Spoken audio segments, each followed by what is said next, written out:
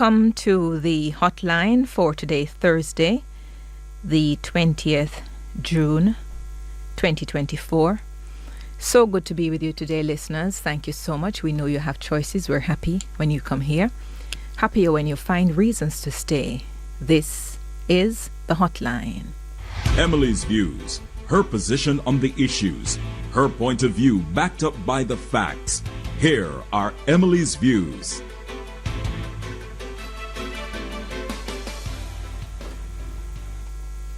About a week ago, we had a story carried in the Gleaner. Newborn's death blamed on absence of ventilator at Maypen Hospital. A mother at the time, the Gleaner said, was agonizing over the death of her newborn, who doctors at Maypen Hospital in Clarendon struggled to keep alive because there was no ventilator. The baby died 4 days after birth. The report said the medical team, which took turns manually ventilating the baby, was not able to secure transfer to another hospital. Mandeville Regional Hospital, which is approximately 45 minutes away from Maypen, was reportedly short-staffed, though a ventilator was available. As a result of this, the report told us as well that Spanish Town in St. Catherine, Bustamante Hospital for Children, and the University Hospital of the West Indies were all at capacity. And the private facilities were also unable to accommodate the newborn. So with all of that, the mother reportedly watched her baby take his last breath.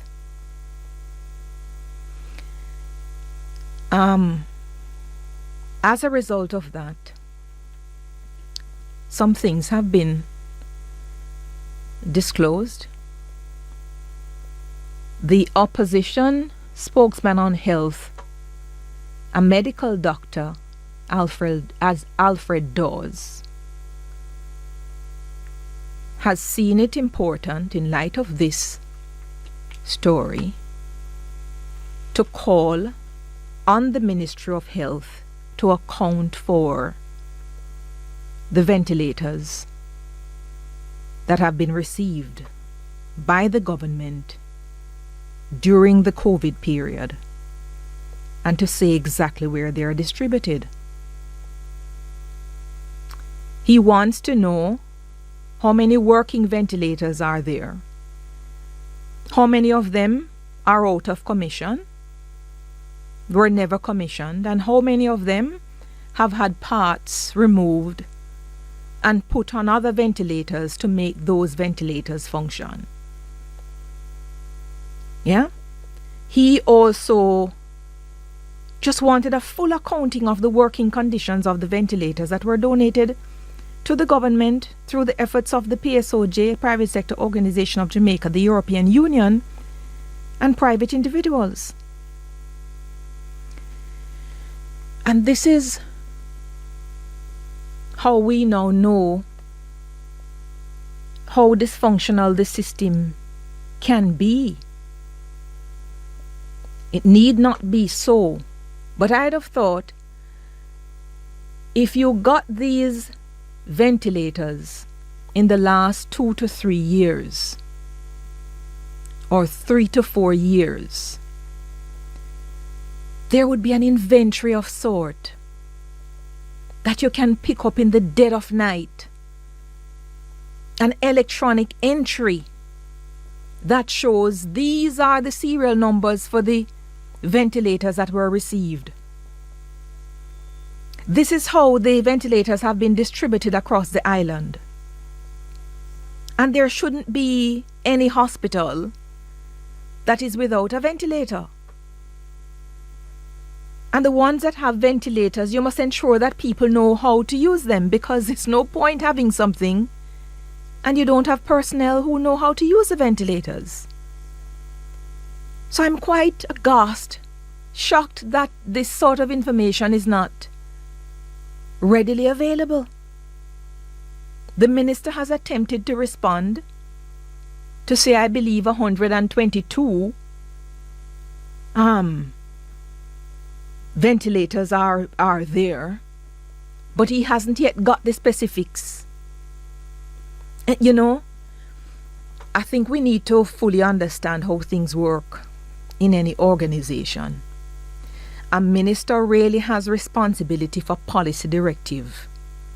And part of the reason sometimes why people get into so many problems is because the people who can properly speak to these issues are never really allowed to come forward and speak about distribution. The people who are supposed to speak for maintenance, we don't hear from them. A lot of the issues happening in the public health facility, they have to do with poor management. I don't expect a minister to be giving out some of the details that the ministers are often running to give to the public, because when we do that, although they're ultimately accountable to the people because they are elected representatives, and if not elected and are part of the cabinet, they still answer to the people through the parliament. But even so, we run the risk of making everything extremely political, thinking that the solution is to swap one minister for another, when you will have people who are working in these establishments and who are not holding themselves to account in any way at all, so that when information like this is needed, we have to wait days upon days upon days to get the information. I don't think that's good enough at all. Whatever old batch of ventilators you had pre-COVID, you got a new set. Where is the inventory? These are the ones you got. This is how they were placed. These are the ones that have been commissioned. These are the people who've been in training in terms of knowing how to work the ventilators.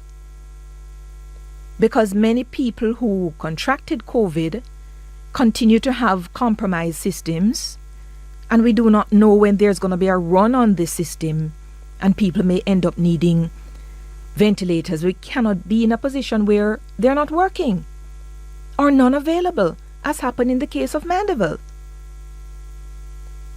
Then the other shocking revelation for me, Dr. Dawes, according to the newspaper, ripped into the government's program for the reduction of maternal and child mortality, PROMAC. This the government started about 10 years ago with funding from the EU. Dr. Dawes says the program is not achieving its goals. He's quoted in the papers this morning saying the aim of PROMAC is to decrease maternal and child mortality rates. And that has failed because maybe other incidents or other contributing factors. But the fact of the matter is that over the last 8 years, we've seen a steady climb in the number of mothers dying during pregnancy and delivery. Is that really so? And if so, why? Who is collating all of this to give some sort of explanation? He says the maternal mortality rate is the highest it has been in over 80 years. Neonatal mortality rate is higher today than it was 20 years ago. The number of children under age 5 dying is higher than it was 20 years ago. Dr. Tufton, are these results correct? Because if these results are correct, we need a quick study as to why this is happening, particularly in the face of PROMAC. But I'm not even going to begin to believe these results without actually seeing data, comparative data over the years, because I realize the world in which we live now. Yeah, a lot of information just goes out unfiltered, unchecked. But I think it's something you have to answer. Then the other problem Dr. Dawes is citing the inability of the system, he says, to adequately address the prevalence of non-communicable diseases, despite an increase in budget.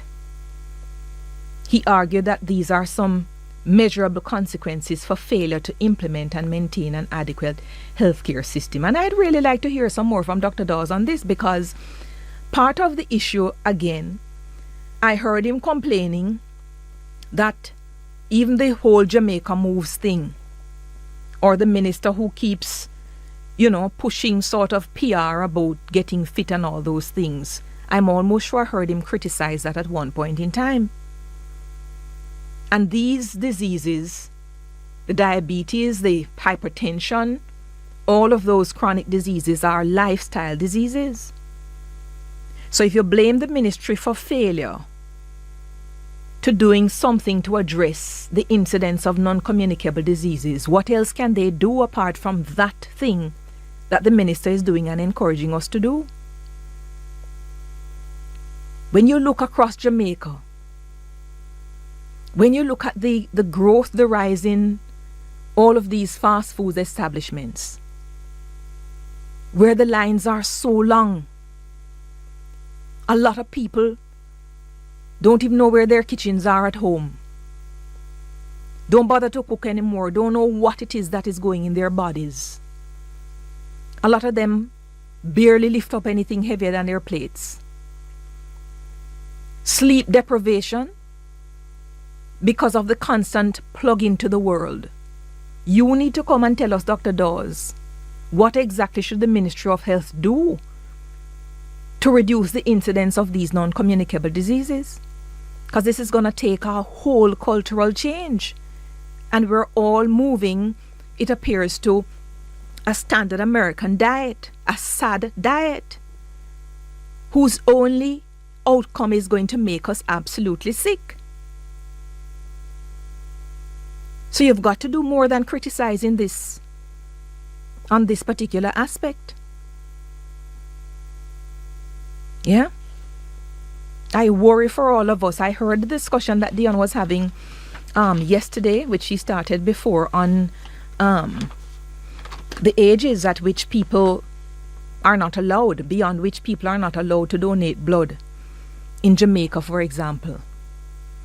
And I understand the policy to have been set because invariably we get so sick once we get to a certain age in this country. So whereas you may have people who are older in other countries being able to donate, ours is the case where the incidence of the diabetes, hypertension, and all sorts of lifestyle diseases, by the time we get to the fourth decade, fifth decade in our lives, we get sick. Because the body can't really accommodate it anymore. So the donor blood has to be sufficiently good.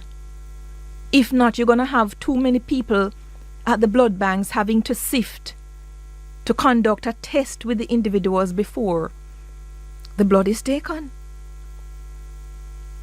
So it's going to take a major shift. Yeah?